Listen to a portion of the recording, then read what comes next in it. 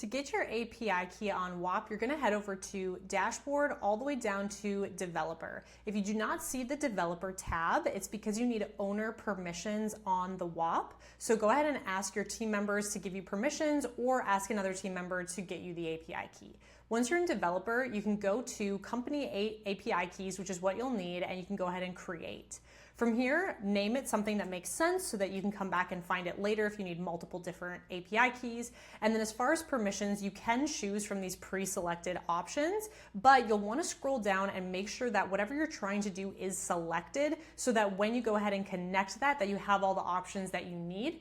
So if you select owner, for example, that's going to select everything. So if you need to have everything accessible, select everything for permissions. If you only want specific things, you can then go down from admin, or you can go to moderator, or you can just custom select what exactly you want permissions for. And that's how you create your API key on Whop.